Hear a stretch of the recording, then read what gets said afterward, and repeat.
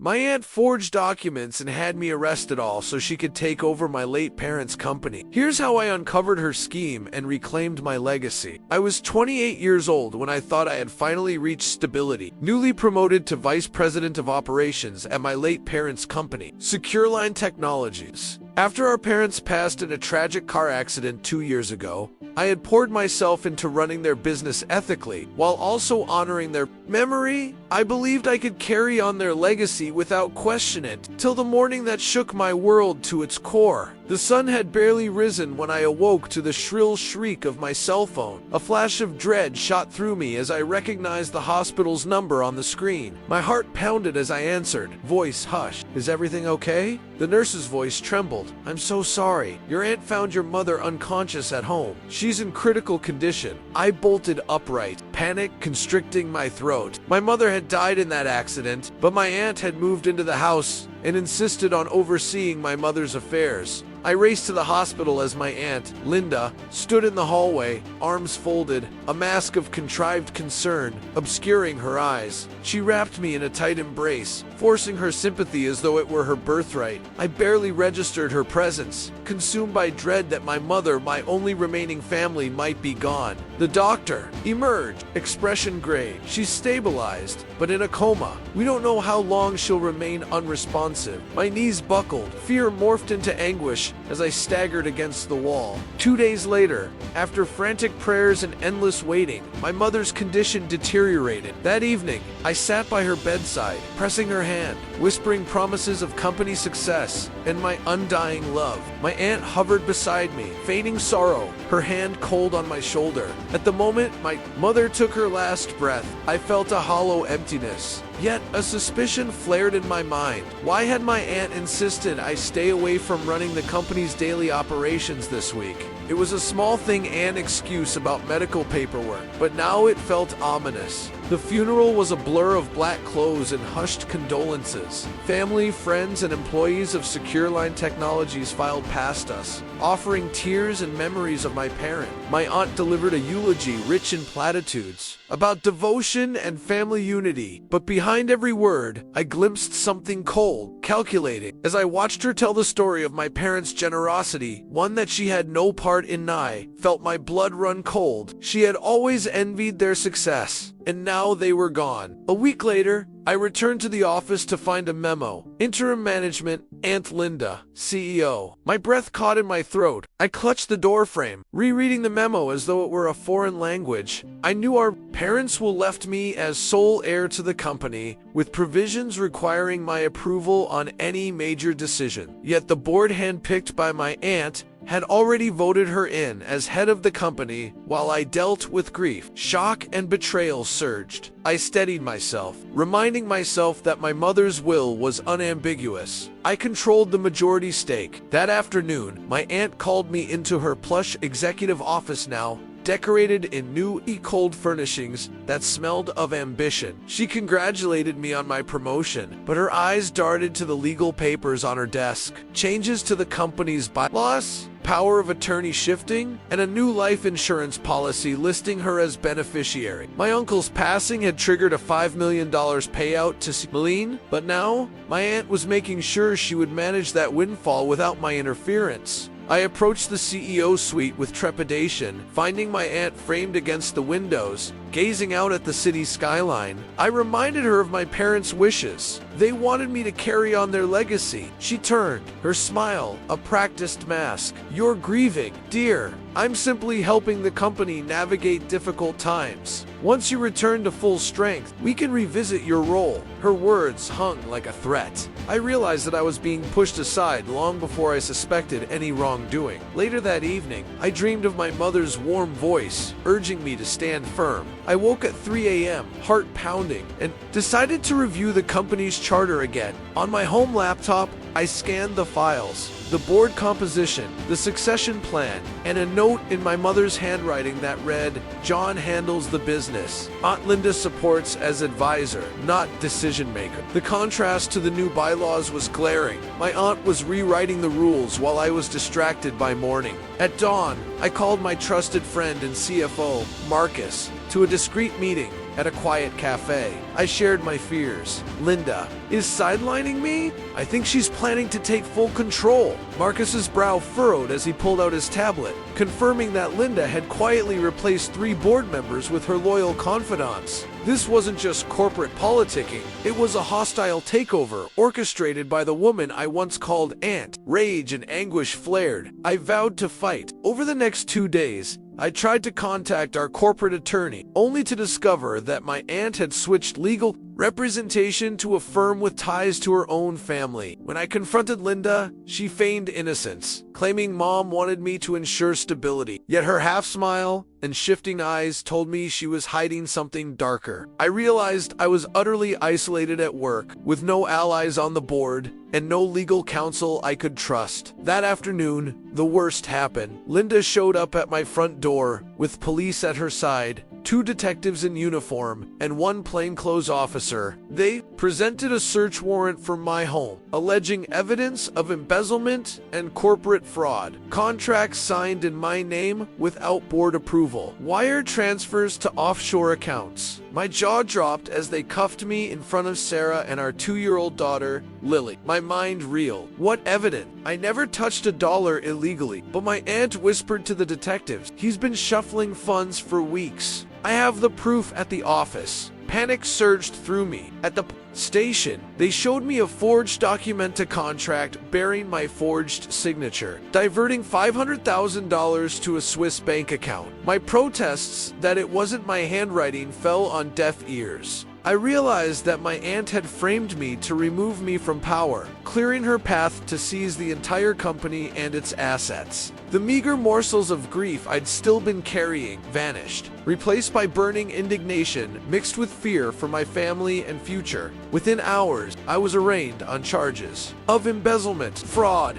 and forgery felonies that carried years in prison. In the courtroom gallery, I caught sight of my parents' trusted employees, some nodding to my aunt's side, others whispering, "He's guilty." My mother's will, the board's backing, and my reputation all crumbled in a matter of hours. As I stood before the judge, voice trembling, I mouthed to myself, "I didn't do this. My aunt set me up. I must find a way to prove it." As Act 1 closes, I'm led away in shackles, the world shifting beneath my feet. My last memory of healthy air is staring at Lily, clutching Sarah's dress, and Jeremy's smug grin. In that moment, a fierce resolve ignites. I will expose my aunt's treachery, reclaim my parents' company, and clear my name no matter what it takes. The following morning, under harsh fluorescent lighting of the police precinct, detectives sat me in an interrogation room and slapped a glossy printout of the forged transfer agreement on the table. "This was found on your desk," the lead detective said, sliding it across. The document bore my signature and notarized stamps documents I never authorized. My throat tightened as I stared at the paper. "I swear I didn't sign that." The detective leaned in, voice low and accusing. "Your aunt provided this, along with bank statements tracing the $500,000 deposit to a Swiss account. She says you've been siphoning company funds for months." I tried to speak, throat dry. "She's lying. I've been working around the clock. I don't know how she got that document." But the detective's expression remained unmoved, as though my denials were rehearsed lies. My public defender, a weary attorney named Diane Brooks, arrived late that afternoon for the first of many visits. She scanned the charges, 15 counts of embezzlement, 10 counts of forging corporate documents, and conspiracy to commit fraud. I ran a shaky hand through my hair. "Diane, I didn't do any of this," she planted. "Everything?" Diane nodded, brows furrowing. "We'll fight it, but we need proof of the forgery and evidence of your aunt's involvement. Do you have emails? Eyewitnesses? Server logs?" As I was led to a holding cell, past other detainees with hardened expressions, I felt the weight of suspicion settle in my chest. The cell was cramped, the walls caked in stale graffiti. I sank onto the thin mattress, closing my eyes as vivid memories of my parents' mom's gentle smile and dad's proud laugh flickered through my mind. The stark contrast between their integrity and my aunt's malevolence stung like salt on an open wound. That afternoon, Diane filed a motion to suppress the forged documents due to chain of custody issues and requested an independent handwriting analysis. She also subpoenaed the company's digital records to trace the original file's creation date and editing history. Meanwhile, my mother, still reeling from news of my arrest, hired a private investigator named Laura Martinez to dig into my aunt's activities leading up to the framing. Laura promised to comb through emails, security footage, and witness statements to expose the truth. Late that night, I lay on the bunk, reciting every detail of my aunt's odd behavior over the past months. How she suddenly insisted on accessing the company's secure drives, how she argued privately with my parents about operational decisions, and how she had taken an unusually keen interest in financial audits. Each recollection felt like a clue. Perhaps, I thought, Mom's attorney will find proof that the contract was created at an odd hour when I was already at a board meeting. 2 days later, Diane brought preliminary evidence that the Swiss account was opened using falsified IDs registered under my name, but with Brian the cousin's address. This suggested a conspiracy. My aunt confederated with Brian to fabricate a paper trail. Diane also produced an email from the corporate server showing a login at 3:07 a.m. on April 12th when I was sleeping at home just before the forged transfer was made. It was traced to my aunt's home IP address. At the arraignment, my aunt sat stone-faced in the front row, her eyes locked on me, betraying no flicker of remorse. The prosecutor's opening statement painted me as a ruthless opportunist. The defendant abused his position of trust to enrich himself. His own aunt discovered the scheme and did what needed to be done. The gallery murmured agreement. Even some longtime employees of our parents' firm whispered, "He must be guilty." When I attempted to address the court, tears pricked my eyes. "Your Honor, I would never betray my family or steal from the company mother and father built. Aunt Linda set me up."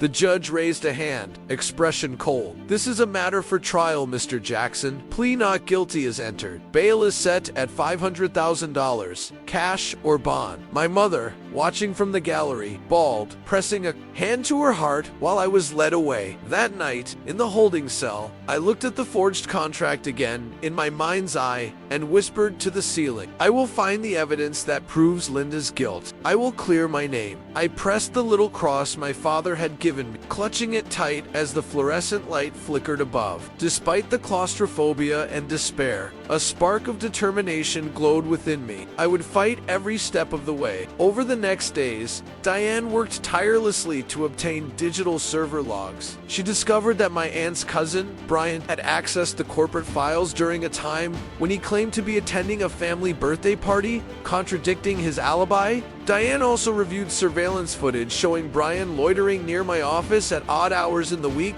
before the framing. Meanwhile, Laura Martinez interviewed several employees who reported that my aunt insisted on changing financial signatories and secretly accessed my parents' locked safe with a key that should have been kept secure. Others recalled noticing a printout of a blank transfer template on Linda's desk. Each testimony added to a pile of circumstantial but compelling evidence pointing to a coordinated conspiracy. In the cell block, I spent my days memorizing Diane's notes, chain of custody gaps, digital timestamps, witness statements. Every few hours, I pestered the guard for any scrap of paper or pencil, squeezing my family's fight into scrawled margins. Though the fluorescent hum and clanking doors threatened to crush my spirit, recollections of my parents' values, honesty, integrity, loyalty served as my shield against despair. On day 7, Diane filed a motion to dismiss based on new evidence. Forged contract origins, IP address logs, tying the creation to Linda's home, and Brian's false alibi. She argued this was not just a civil dispute, but a criminal conspiracy orchestrated by the aunt I once trusted. The judge, peering over thinning eyebrows, scheduled a hearing in 2 weeks to consider these motions. For the first time since my arrest,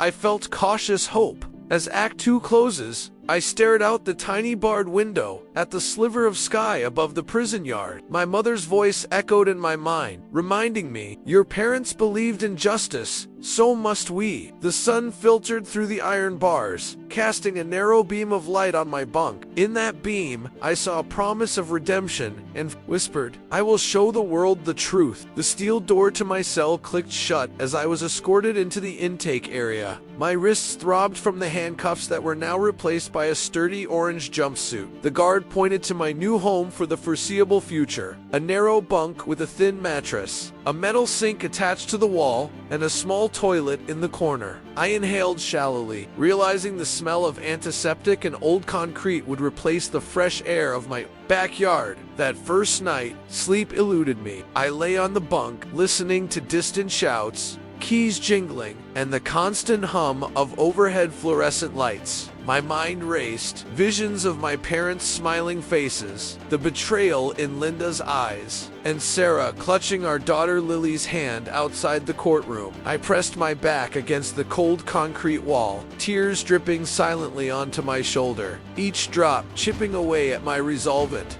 I whispered, "I will fight." Breakfast came at dawn, watery oatmeal, and a mug of foul-tasting coffee. I sat at a long metal table among hardened criminals who watched me with hollow curiosity. One burly inmate leaned in, "Heard you're a big shot at some company. Ain't many executives in here?" I looked down at the table and forced myself to say, "Just a mistake. I'll get it cleared up." They only grunted, turning their attention back to their own meal. At yard call, a heavy steel door opened to a concrete field surrounded by chain-link fencing topped with razor wire. The morning air, though chilly, felt liberating. I walked slowly, soaking in each breath, while other inmates kicked a battered soccer ball or sat on benches smoking. I felt out of place, my hands accustomed to signing business contracts, not gripping metal bars or scrubbing dirty floors. Back in my cell, I retrieved Diane's handwritten legal notes from my jumpsuit pocket. The cramped handwriting detailed every piece of evidence needed for my defense. Server logs from Linda's home, Brian's apartment security footage, and affidavits from SecureLine employees. I memorized each bullet point, settling on a nightly routine: review, memorize, and refine. I refused to let the fluorescent prison lights fade my memory or my determination. One afternoon, I met Coop, the inmate who brags about contraband operations. He noticed me reading a battered book on corporate fraud. "Don't believe the system, man," he said in a low tone. "Family turns on family sometime." His words struck me. Coop was no philosopher, but he recognized the sting of betrayal. I smirked, replying, "I'll get mine back. Sue me, but I'll prove the truth." That evening, through the barred window, I saw my reflection in the dim hallway, light ties hollow, jaw tight, but shoulders squared. A guard called lights out, and the cell plunged into darkness. I traced the edges of my jumpsuit numbers etched on my wrist, a reminder of how my identity had been stolen. I whispered, "I am not this number. I am John Carter, son of Sandra and Michael Carter, and rightful heir to their legacy." In the next few days, Diane managed to secure a handwritten affidavit from Sarah, affirming I was at home with Lily on the night the forged contract went live. She also obtained text records between me and our CFO, Marcus, showing an urgent exchange about quarterly forecasts at 10:30 p.m. long after the alleged transfer. These documents felt like lifelines thrown through the barbed wire of my incarceration. Late one night, a guard named Jackson Ann, ex-finance guy who once helped balance our parents' books, slid under my door a slip of paper. "Marcus can testify tomorrow. Dress nice." For the first time in days, my chest felt lighter. I clutched the paper, rereading the words until they blurred into smug triumph. "Marcus, testify, free." It was the first real piece of hope woven through the prison gloom. As Act 3 closes, I pressed my palm to the barred window, watching a sliver of moon rise over the concrete yard. The cold light fell across my face, illuminating both wariness and resolve.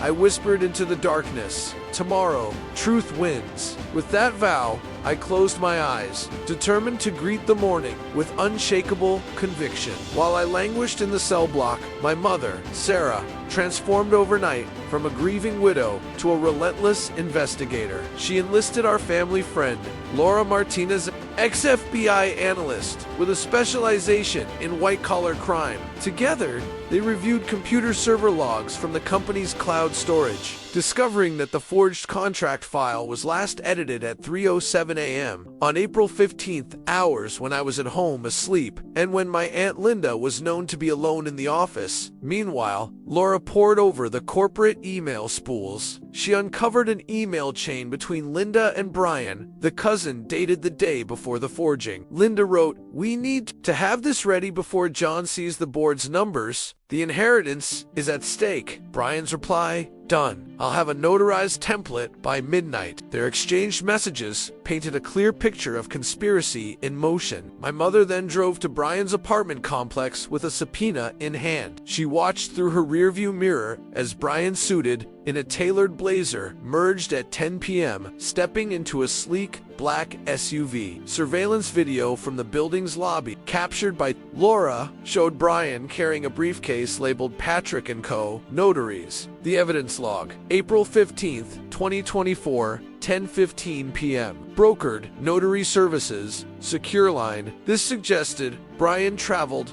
to forge the documents just hours before the bank transfer. Assembling these pieces, my mother and Laura visited SecureLine's headquarters to dig through physical records. They located the master key sign-out log. Linda had checked out the key to my office on April 14th, signed by her alone, with the reason urgent board review. The forensic image of Linda's fingerprints on the key card imprinted by the security camera footage highlighted her direct, unauthorized access. With this evidence in hand, Diane met with the district attorney to present the timeline. April 14th, Linda takes off his key. April 15th, pre-dawn hours. Brian notarizes forged contract. April 15th, 3:07 a.m. Contract uploaded under John Carter's credentials. April 15th, 8:30 a.m. Linda reports to board. We uncovered embezzlement. The DA's office, previously convinced of my guilt, now questioned whether to drop charges or pursue Linda and Brian for conspiracy to commit fraud.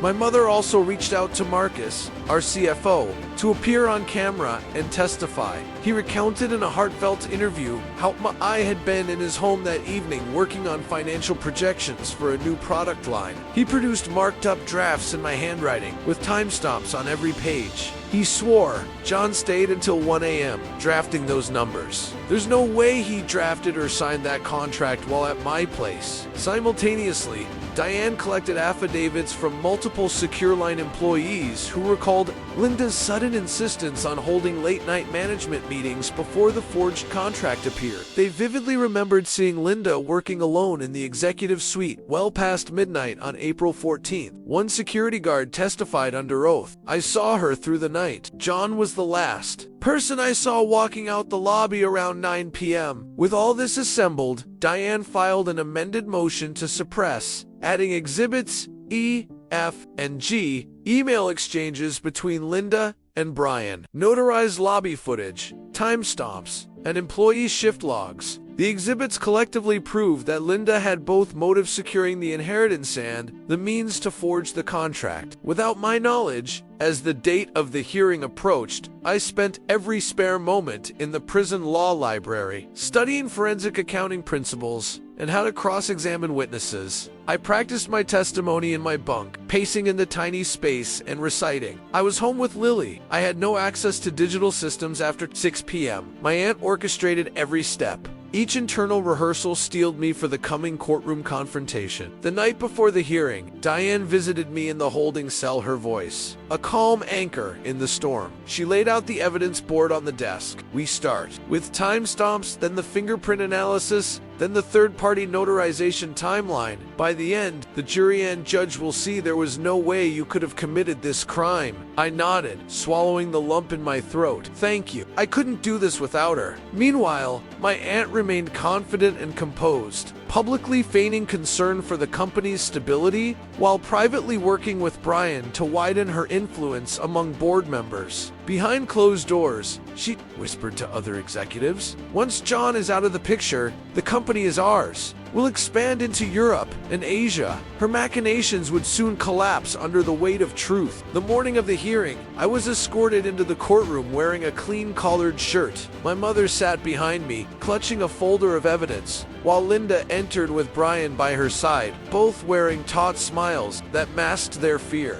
As Diane approached the bench to begin her opening statement, I braced myself, feeling a surge of adrenaline mixed with hope. Diane began, "Your Honor, today you will see clear and damning evidence of a conspiracy orchestrated by Linda Carter and her accomplice, Brian Matthews. They forged documents, manipulated security footage, and manufactured false witness statements. We will prove, beyond any doubt, that John Carter has been wrongfully accused. Every word resonated like a beacon, illuminating the path to truth. As Act 4 closes, the judge calls for an official recess to review Diane's preliminary evidence. I exhale, feeling the tension in my shoulders ease just slightly. My mother's face beams with cautious optimism, our eyes meeting in a silent exchange of trust and solidarity. Outside the courtroom, summer sunlight spills through the windows, promising that light can still pierce the darkness of deceit. In that moment, I whisper under my breath, both to myself and to my mother's unwavering determination. Ready or not, we're revealing the truth. They can't hide from what's coming. The stage is set for the climactic confrontation that will decide my fate and unmask my aunt's treachery. The courtroom waited in hushed anticipation as the judge, Judge Delaney, took her seat on the bench. The clerk announced the suppression hearing. Proceed with Exhibit A. Diane rose, composed and resolute, and began her opening argument. Your Honor, the defendant stands before you, not as a criminal, but as the victim of a meticulously orchestrated scheme by his own aunt, Linda Carter. We will prove that the evidence submitted was planted and manufactured. Diane called the first witness, Laura Martinez, the former FBI analyst. Under oath, Laura described how she analyzed server logs, discovering multiple logins from Linda's IP address on April 15th at 3:07 a.m.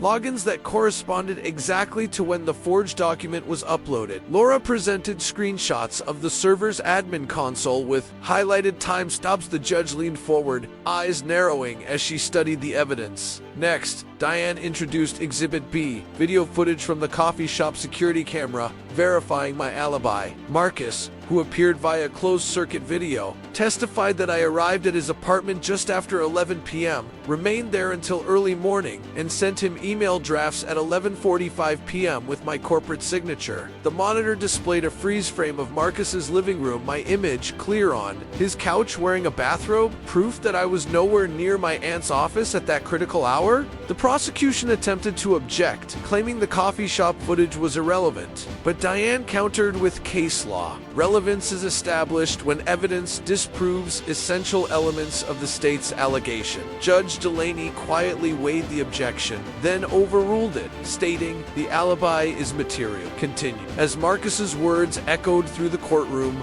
a murmur rippled through the audience. My aunt's grasp on the narrative was slipping. Diane then called the forensic accountant, Dr. Evelyn Harper. She explained how she had reconstructed the Swiss accounts paper trail, showing that Patrick & Co. notaries had issued the notarization documents on April 15 at 2:58 a.m. Dr. Harper displayed a printout of the notary seal impressions, which matched those from the lobby footage taken at Brian's apartment complex. The judge studied the high-resolution images, pinching her chin in contemplation. The defense's next exhibit was Linda's telephone records. Diane presented Exhibit D, phone logs showing several calls between Linda and Brian on April 14th and 15, spanning from 11:30 p.m. to 3 a.m., correlating with the window when the forged documents were created. The prosecutor tried to dismiss the calls as routine family discussion, but Diane delivered a scathing retort. Your Honor, the timing and frequency of these calls reveal coordination, not casual conversation. Linda took the stand in her own defense, face steely, claiming she had asked Brian to notarize stock options for expansion plan. Under cross-examination, Diane produced emails from Linda's company laptop, scheduling an urgent notarization at midnight, an odd request when the notary's office was closed. Faced with contradictory statements, Linda's composure began to crack. She stuttered, I must have misspoken. With momentum shifting, Diane introduced Exhibit E, a statement from the security officer assigned to SecureLine's executive suite. He testified that he logged Linda entering the office on April 14th at 10:02 p.m. and leaving at 1:15 a.m. The officer's entry logs, time-stamped and signed, aligned perfectly with the digital evidence and refuted Linda's claim that she left at 7 p.m. The prosecution fell silent, the courtroom feeling the weight of each damning detail. The final piece of the puzzle was Exhibit F. Affidavits from SecureLine employees who recalled seeing Linda alone in the office during late hours previously. One senior manager Tom Reynolds, testified about a midnight board call that turned out to be Linda reviewing forged documents rather than discussing legitimate operations. Each affidavit bore not only signatures but timestamps verifying their recollection. Diane's closing argument was a masterclass in persuasion. Your Honor, we have demonstrated beyond a reasonable doubt that every piece of evidence implicating John Carter was fabricated. The forgeries bear Linda's fingerprints, both literally and digitally, her IP addresses and notary timestamps. We urge you to suppress all fraudulent evidence, dismiss the charges, and refer this matter for a criminal investigation of Linda Carter. Judge Delaney sat in pensive silence, reviewing notes and exhibit. The gallery stirred as murmurings of "they got her" rippled through the crowd. Finally, the judges gavel struck, signaling her decision. I find that the state's evidence has been irreparably compromised. The motions to suppress are granted. All charges against John Carter are hereby dismissed. A collective gasp filled the room, followed by ripples of relief and astonishment. As my handcuffs were unlocked, I watched Linda's face contour from confident to incredulous. Brian sat beside her, head bowed. My mother rushed forward from the gallery, tears in her eyes, as she embraced me. Beneath the watchful gaze of Diane and Marcus, I stood in disbelief, soaking in the bright courtroom lights that now felt warm rather than harsh. Outside the courtroom, reporters clamored for statements. Diane guided me to a press podium under flashing cameras. I cleared my throat and said, voice quivering but steady, I am exonerated today because of truth, evidence, and the unwavering support of my mother, aunt, and friend. No one should ever doubt that corruption can occur,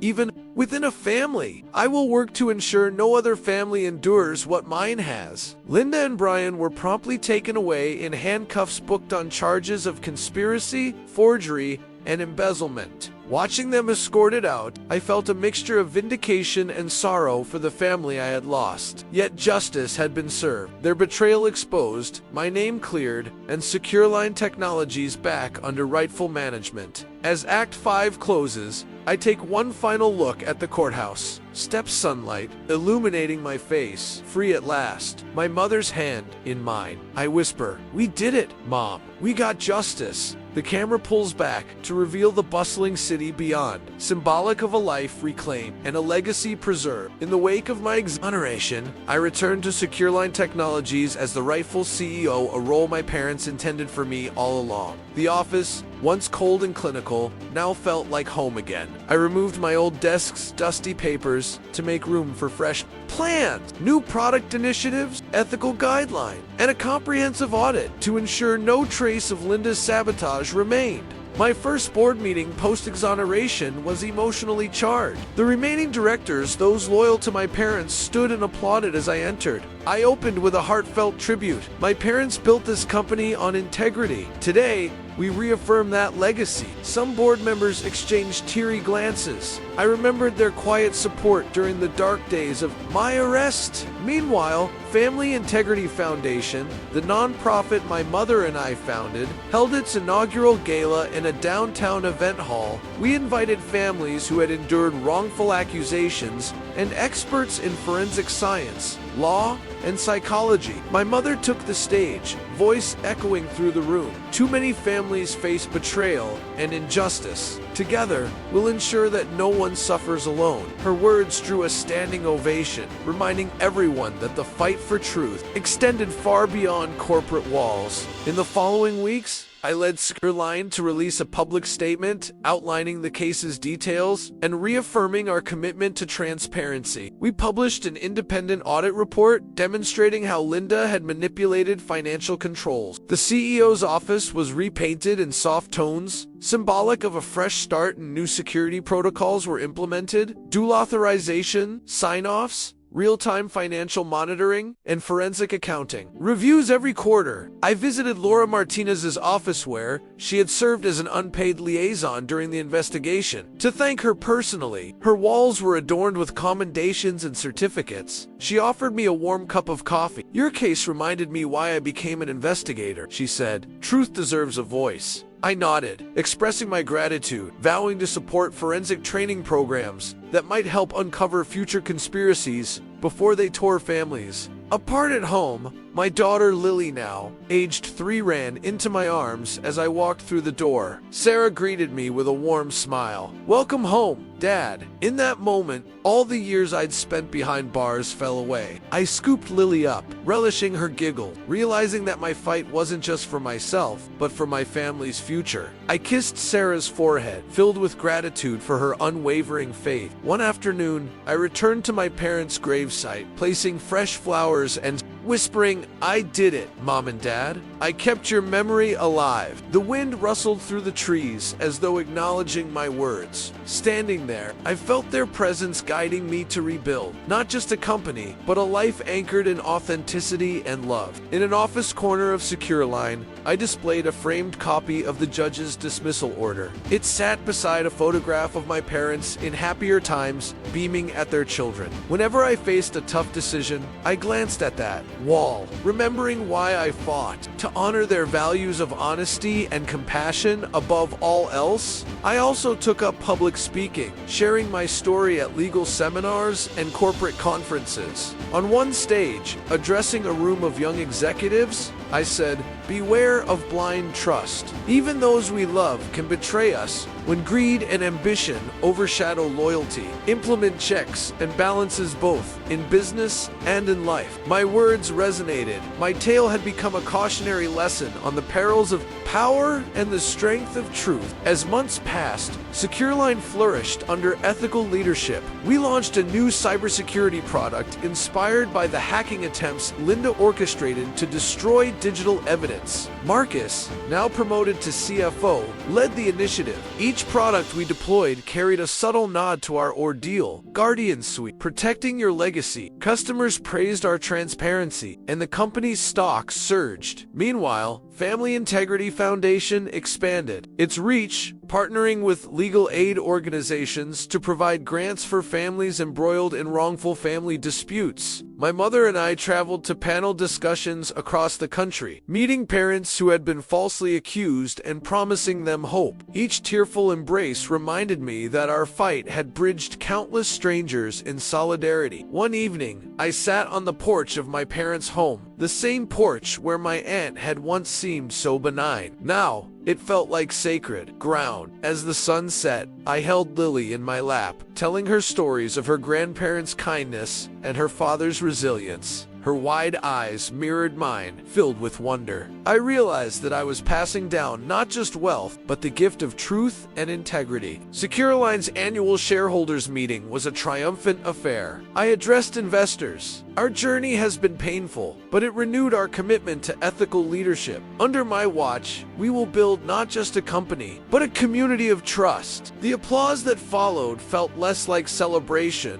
and more like validation, a collective exhale after a long ordeal. In my private office, I kept a journal where I reflected on every twist of the conspiracy. Linda's cold manipulation, Laura's relentless investigation, Diane's legal prowess, and my mother's unwavering courage. Flipping to the final entry of the journal, I wrote, "Truth endures. No matter the betrayal, justice prevailed." In that sentence, I encapsulated the theme running through every moment of my journey. As Act 6 closes, the camera pulls back to show me standing in the center of SecureLine's new state-of-the-art boardroom, looking out through floor-to-ceiling windows at the city skyline. My reflection, confident, resolute, merges with the skyline beyond. In my hand, I hold a framed photo of my parents, and beneath their eyes, a promise. I will continue to honor their legacy with integrity and purpose. It's been nearly 2 years since my exoneration. I often sit in my private study, a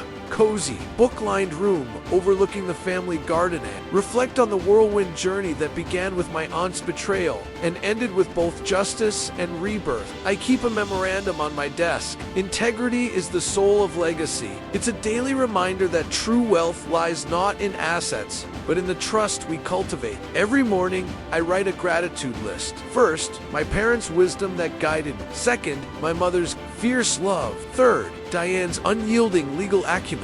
And fourth, Laura Martinez's forensic tenacity. Each name reminds me that I was never truly alone. My family and allies stood by me when everything else crumbled. SecureLine Technologies has now grown into a leader in secure communication, a tribute to my parents' innovative vision. Our hallmark product, Guardian Suite saw record sales this quarter, proof that customers value not only cutting-edge technology, but also a company that stands for honesty and resilience. I often think if I had accepted my aunt's betrayal, none of this would exist. My mother, now 70 years old, remains the heart of our family and the face of our foundation. She travels from state to state, hosting workshops for families at risk of false accusation. I recall one event in Chicago where a grieving father approached me, tears in his eyes. "Your mother saved my son." In that moment, I understood that our battle had ignited hope far beyond our own story. I also mentor young entrepreneurs through next-gen leaders, teaching them that success without ethics is hollow.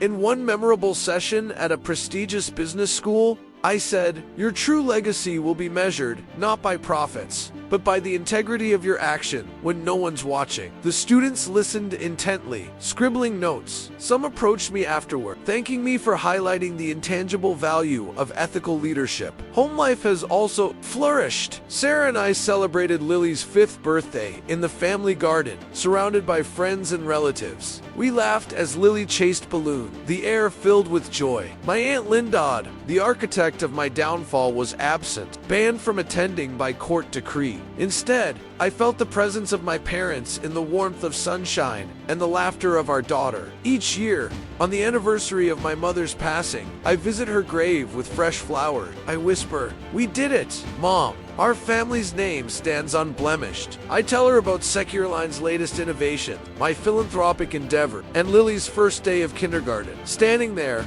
I feel her presence in every breeze, every rustle of leaves, proof that love transcends even death. Professionally, I've written an op-ed series titled "When Trust Fails," published in major industry magazines. In one editor's highlight, I wrote, "When betrayal comes from within our blood, the sting is deepest, yet it's the pursuit of truth against all odds that forges the strongest character." The articles sparked conversations across boardrooms, prompting many to revisit corporate governance and family business structure. Through Family Integrity Foundation, we launched the Carter Fellowship, offering grants to law students specializing in wrongful conviction and family law. Each year, 3 fellows receive funding to research case study, interview affected families, and propose legislative reforms. Watching our first cohort present their findings reaffirmed my belief that my parents' legacy, amplified through collective action, could transform lives. I still keep in touch with my aunt's estranged daughter, Rebecca, my cousin, who reached out apologetically, having learned of her mother's actions. She told me she never agreed with Linda's scheme and regretted not intervening sooner. I forgave her, believing that empathy for those indirectly harmed by betrayal can facilitate healing. We now share holiday dinners, rebuilding a fragile family bond rooted in truth. On social media, I maintain a weekly vlog titled Legacy and Lessons, where I discuss ethical business practices, personal anecdotes of overcoming adversity, and interviews with leaders who champion integrity. In one episode, I spoke directly to viewers. Every one of us will face moments when we must choose between easy lies or hard truths. Remember that the hardest path often leads to the most meaningful destinations. Recently, amid global economic uncertainty, SecureLine took on a new initiative, partnering with NGOs to provide secure communication infrastructure for humanitarian missions in conflict zones. Watching our technology facilitate safe coordination for crisis relief, I realized how my parents' inventions, once nearly destroyed by greed, were now saving lives and advancing peace. As I glance at the framed photograph of my parents on my office wall, their hands clasped, invoking unity, reflect on the fragile nature of trust. Their image reminds me daily that love, integrity, and perseverance can outshine any darkness. I vow to honor their memory by continuing to stand for justice and advocating for families who face betrayal from within. My final reflection is this: betrayal by a close family member can shatter one's world, but it can also reveal the depth of one's character. If you find yourself doubted, defamed, or deceived by those you love, believe that the truth is worth fighting for. Surround yourself with those whose integrity cannot be bought, and let unwavering conviction guide you back to the light. With that, I look out at the city skyline from my office window, secure in the knowledge that the values I champion will outlast any attack. My parents' legacy endures in every life we touch through SecureLine and the Foundation. And in that echo of their love, I find peace, purpose, and an unbreakable sense of hope.